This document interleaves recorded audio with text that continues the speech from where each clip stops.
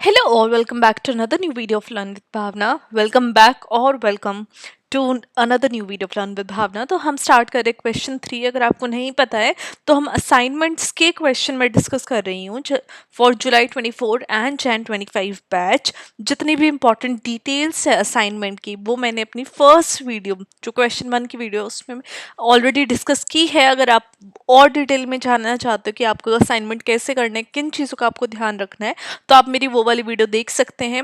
मैं इस वीडियो के एंड में एक फोल्डर का लिंक डाल दूंगी and you can find out all important question videos for your assignment at one place in that folder. Also काफ़ी सारे बच्चे बोल रहे थे मुझे कि मैम प्लीज़ आप कुछ ऐसी टिप्स भी बताइए जिससे कि हम और भी बेटर स्कोर कर पाए। So let me tell you, अभी ऊपर आई बटन में एक इंपॉर्टेंट टिप्स की वीडियो का लिंक आ रहा होगा, आप वो वाली वीडियो चेकआउट कर सकते हैं। वहाँ पे मैंने बताया कि आप किन चीज़ों का ध्यान रख सकते हैं while writing your assignment, as well as वो वीडियो आपको हेल्प करेगी इन योर एग्जाम ऑल्सो।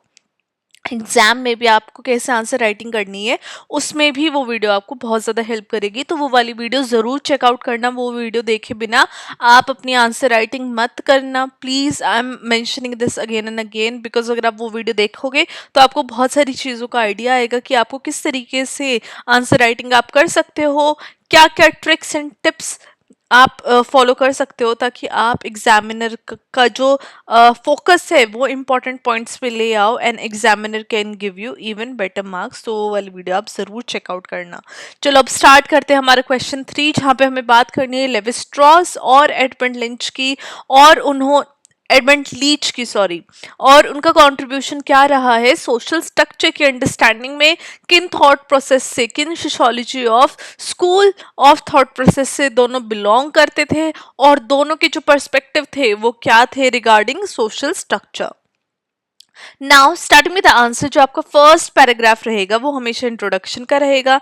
यहाँ पे मैंने मेंशन किया कि जो लेवी स्ट्रॉस है और एडमंड लिंच है दोनों बहुत ज़्यादा इन्फ्लुएंशियल फिगर्स है एंथ्रोपोलॉजी एंड सोशियोलॉजी के अंदर, जिन्होंने सिग्निफिकेंट कॉन्ट्रीब्यूशन की है अपने वर्क के द्वारा, जहाँ पे उन्होंने सोशल स्ट्रक्चर के अंडरस्टैंडिंग को बहुत ज़्यादा एनहांस किया है थ्रू देयर स्ट्रक्चरलिस्ट अप्रोच। तो वो स्ट्रक्चरलिस्ट अप्रोच से बिलोंग करते थे। दोनों स्कॉलर्स बात करते हैं अंडरलाइंग पैटर्न्स की जो कि सोशल लाइफ जो रिलेशनशिप है उसको गवर्न करते हैं, कैसे जो सोशल स्ट्रक्चर्स है वो ह्यूमन बिहेवियर को शेप कर रहे, कल्चरल प्रैक्टिसेस को शेप कर रहे। जहाँ पे लेवी स्ट्रॉस बात करते थ्योरेटिकल फ्रेमवर्क की इन स्ट्रक्चर्स को अंडरस्टैंड करने के लिए, वहीं पे लीच एक बहुत डायनामिक और प्रोसेसुअल व्यू प्रोवाइड कर रहे हैं इन फंक्शंस का रियल सोसाइटी के अंदर। तो एक थ्योरेटिकल फ्रेमवर्क के ऊपर फोकस कर रहा है और दूसरा फोकस कर रहा है फंक्शंस के ऊपर रियल सोसाइटीज के अंदर, प्रैक्टिकलिटी के ऊपर। राइट, तो एक डिफरेंस आपको ऑलरेडी पता चल गया, बाकी डिटेल में अब हम जान ही लेंगे। तो क्लॉड लेवी स्ट्रॉस बात करते हैं स्ट्रक्चरलिज्म की और वो कैसे कल्चर को एनालिसिस करते हैं। जब हम बात करते हैं लेवी स्ट्रॉस की तो आपको नाम से पता चल रहा है कि वो एक फ्रेंच एंथ्रोपोलॉजिस्ट है जो कि बात करते हैं स्ट्रक्चरलिस्ट थ्योरी को अप्लाई करने की ताकि कल्चर और सोसाइटी को स्टडी किया जा सके। वो बात करते हैं ह्यूमन सोसाइटीज़ की और कैसे वो यूनिवर्सल कॉग्निटिव स्ट्रक्चर्स शेयर करती है हमारी ह्यूमन सोसाइटी, जहाँ पे cultural expressions, myth, kinship system, rituals हमें देखने को मिलते हैं। अकॉर्डिंग टू लेवी स्ट्रॉस ये जितने भी स्ट्रक्चर्स है वो बाइनरी ऑपोजिशन में वर्क करते हैं, जहाँ पे जितने भी कंसेप्चुअल पेयर्स है, nature, culture, male, female, life, death, binary opposition क्या होते हैं जो बिल्कुल एक दूसरे के ऑपोजिट होते हैं। तो उनके अकॉर्डिंग जितने भी स्ट्रक्चर्स है सोसाइटी के अंदर वो सब बाइनरी ऑपोजिट है, वो दोनों एक दूसरे से बहुत अलग है।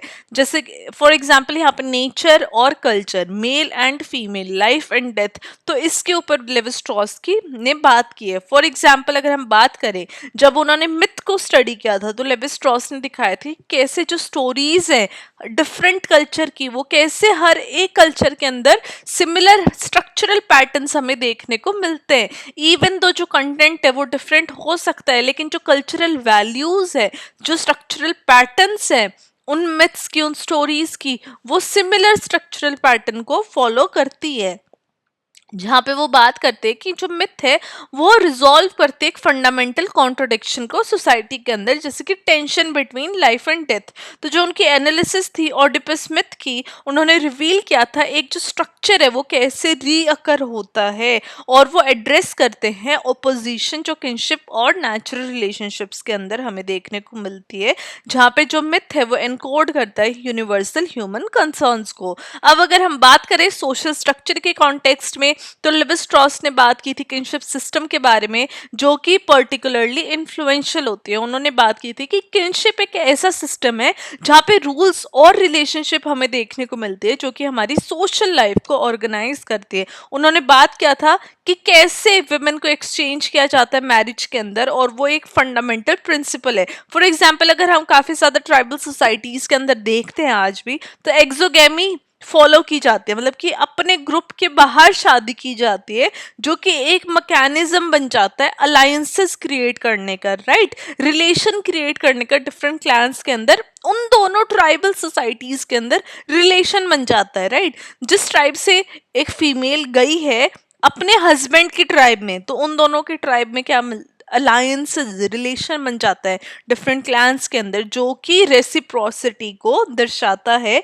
एक स्ट्रक्चरल लॉजिक जो रेसिप्रोसिटी का है वो हमें देखने को मिलता है मैरिज के थ्रू भी। और ट्राइबल सोसाइटीज के अंदर लेवी स्ट्रॉस ने स्टडी किया था, तो उनका एग्जाम्पल उन्होंने यहाँ प्रोवाइड किया है।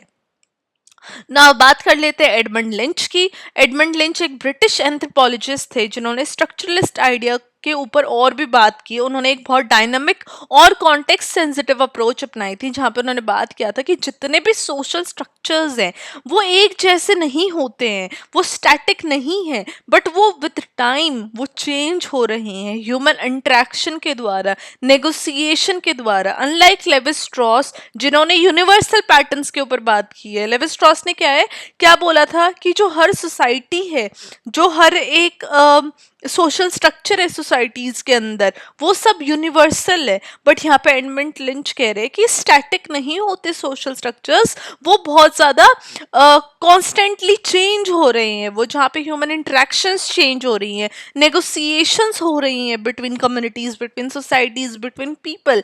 तो वहाँ पर लीच बात कर रहे हैं कि कैसे इंडिविजुअल्स को स्टडी करना बहुत ज़्यादा ज़रूरी है, ताकि हम सोशल स्ट्रक्चर्स को बेटर तरीके से अंडरस्टैंड कर सके। सोशल स्ट्रक्चर्स का जो गोल है, जो ह्यूमन का जो गोल है with in any social structures, उनके गोल्स को हम अंडरस्टैंड करने की कोशिश कर सके। लिंच ने अपने एथनोग्राफिक वर्क, जिन्होंने बुर्मा था उनके वर्क का नाम, जो म्यांमार अब बन चुका है, वहाँ पे काचिन पीपल को उन्होंने स्टडी किया था। उन्होंने बात की थी कि जो काचिन है वो अपने आप में एक पॉलिटिकल सिस्टम है जो दो मॉडल्स के बीच में ऑल्टरनेट होता रहता है, जहाँ पे एक हायरार्किकल शान मॉडल देखा जाता है, जहाँ पे सेंट्रल अथॉरिटी देखी गई है, मतलब कि एक पर्सन है जो चला रहा है उस मॉडल को, और दूसरा क्या है, इगैलिटेरियन गुम्सा मॉडल, जो कि क्लैन अलायंसेस के ऊपर बना हुआ है। तो एक हायरार्किकल शान मॉडल जहाँ पे सेंट्रल अथॉरिटी है, और उसके ऑपोजिट में एक इगैलिटेरियन मॉडल है, मतलब कि वहाँ पे सब इक्वल है, क्लैन अलायंसेस हमें देखने को मिल रही हैं। अब देखो फॉर एग्जांपल, जैसे आपने मॉडल्स की बात की है, तो आप इसको एक अपने असाइनमेंट के अंदर अंडरलाइन करोगे, राइट, ताकि जो भी आपका असाइनमेंट चेक कर रहा है उसका फोकस जाए इन चीज़ों के ऊपर। तो यही बातें मैंने इंपॉर्टेंट टिप्स वाली वीडियो में की है, क्योंकि अगर मैं यहाँ पे इलैबोरेट करूँगी तो वीडियो बहुत ज़्यादा लंबी हो जाएगी। इन वीडियोस के अंदर मेरा फोकस क्या है कि मैं कंटेंट के ऊपर फोकस करूँ, राइट। तो वो वाली वीडियो आप ज़रूर देख लेना। तो ये जो साइक्लिकल शिफ्ट उन्होंने बात की है सोशल स्ट्रक्चर्स की, वो बात करें कि कैसे इकोनॉमिक और पॉलिटिकल कंडीशंस चेंज होते हैं सोसाइटी के अंदर, और फ्लूइडिटी देखने को हमें मिलती है स्ट्रक्चरल रिलेशनशिप में। इन मॉडल्स के द्वारा हमें ये देखने को मिल रहा है।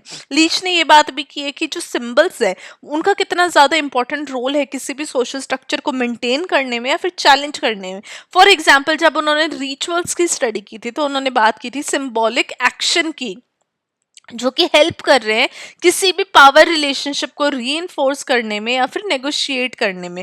फॉर एग्जांपल अगर हम एक वेडिंग सेरेमनी की बात करते हैं तो वो सिर्फ एक पर्सनल इवेंट नहीं होता दो लोगों के बीच में, बट वहाँ पे हमें किनशिप टाइज भी देखने को मिलते हैं, सोशल हायरार्कीज देखने को मिल रही है बिटवीन डिफरेंट रिलेशंस, और कल्चरल नॉर्म्स अपने आप देखने को मिलते हैं। तो जितने भी इवेंट्स है सोसाइटी के अंदर, जितनी भी चीज़ें हो रही है, वो सिर्फ छोटे लेवल पे नहीं है, वो सिर्फ मतलब कि एक इंटरेक्शन लेवल पे नहीं है, but it is much more than that. और इसी पे फोकस लीच ने भी किया अपने वर्क में ना। अगर दोनों के वर्क को अगर हम कंपेयर करें, जहाँ पे लेवी स्ट्रॉस और लीच दोनों ने सोशल स्ट्रक्चर को अंडरस्टैंड किया, बट दोनों के अप्रोचेस एक दूसरे से बहुत ज़्यादा अलग है। जहाँ पे लेवी स्ट्रॉस बात कर रहे हैं यूनिवर्सल टाइमलेस स्ट्रक्चर के बारे में जो कि ह्यूमन थॉट और कल्चर में बसी हुई है, वहीं पे लीच बात करते हैं कि जो स्ट्रक्चर्स है वो अपने आप में बहुत ज़्यादा चेंज होते रहते हैं विद टाइम, अडेप्ट होते रहते हैं विद द चेंजिंग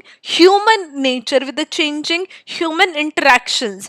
दोनों का जो वर्क है हमें ये दिखाता है कि कैसे जो सोशल सिस्टम है वो विद टाइम ऑपरेट होता है और चेंज होता है। फॉर एग्जाम्पल अगर हम इंडियन सोसाइटी का ही ले ले तो लेवी स्ट्रॉस का जो आइडिया है वो हम यूज कर सकते हैं सिंबॉलिक रोल ऑफ कास्ट को जानने में स्ट्रक्चरल सिस्टम के अंदर। वहीं पे लीच का पर्सपेक्टिव हमें हेल्प कर सकता है कास्ट हायरार्कीज को अंडरस्टैंड करने में, और वो कैसे with political and economic context modern time के अंदर कैसे जो कास्ट का रोल है, कास्ट हायरार्कीज है वो नेगोशिएट की गई हैं, चैलेंज की गई हैं, और कैसे विद टाइम चेंज भी हुई हैं। तो दोनों की जो पर्सपेक्टिव है वो हम कंप्लीटली रॉन्ग भी नहीं बोल सकते, और दोनों का पर्सपेक्टिव अपने अपने टाइम में अपनी अपनी सोसाइटीज में करेक्ट भी देखा गया है। अब लास्ट में हमारा कंक्लूजन आ जाएगा। कंक्लूजन आपको अपने हर आंसर में प्रोवाइड करना है, ये आपके आंसर का लास्ट पार्ट होता है।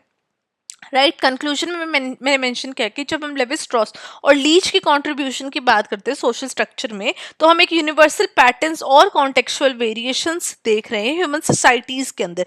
जहाँ पे लेवी स्ट्रॉस ने एक स्ट्रक्चरलिस्ट अप्रोच लाई, एक थ्योरेटिकल फाउंडेशन प्रोवाइड करने में, जहाँ पे हम डीप स्ट्रक्चर ऑफ कल्चर को जान सकते हैं। वहीं पे लीच ने हमें डायनामिक पर्सपेक्टिव ऑफर किए ताकि हम इन स्ट्रक्चर्स के अंदर जो चेंजेस आ रहे हैं, जो ट्रांसफॉर्मेशन आ रही है एवरीडे लाइफ में, उसको देख सके, उसको समझ सके। टुगेदर दोनों का वर्क हमारी understanding, complexity, fluidity of social system को अंडरस्टैंड करने में हेल्प करता है, और दोनों के वर्क ने सोशियोलॉजी को और एंथ्रोपोलॉजी को एक बहुत ज़्यादा रिच और वैल्यूएबल सब्जेक्ट साबित किया है with their very informative and deep enlightening work. तो ये हमारा क्वेश्चन 3 था, जहाँ पे हमने Edmund lynch and Levi Strauss की बात की और क्या दोनों की अंडरस्टैंडिंग है, क्या दोनों का पर्सपेक्टिव है सोशल स्ट्रक्चर के ऊपर, वो हमने जाना। आई होप आप लोगों को एक्सप्लेनेशन अच्छी लगी होगी, आपको क्वेश्चन 3 समझ में आया होगा। अगर इन फ्यूचर ये क्वेश्चन एग्जाम में भी आता है तो आप लोगों को एक अंडरस्टैंडिंग मिली होगी, राइट। तो ये हमारा क्वेश्चन 3 था। लेट मी नो कि आप लोगों को वीडियो कैसी लगी, एक्सप्लेनेशन कैसी लगी। अगर आप ऐसे ही अच्छा अच्छा कंटेंट चाहते हैं कि मैं आपको प्रोवाइड करती रहूँ, सारे क्वेश्चन प्रोवाइड करूँ फॉर योर असाइनमेंट, तो आप मेरी वीडियो को लाइक कर सकते हैं, चैनल को सब्सक्राइब कर सकते हैं, बेल आइकन प्रेस कर दीजिए कि जैसे न्यू वीडियो आए आपको एक नोटिफिकेशन मिल जाए, and you can check out the video as soon as possible. Now I will see you very soon with question 4. Till then, study well, do your assignment, write best assignment, and I hope आप लोगों को अच्छे अच्छे marks मिले for your assignment. I will see you very soon. Till then, bye bye and all the best.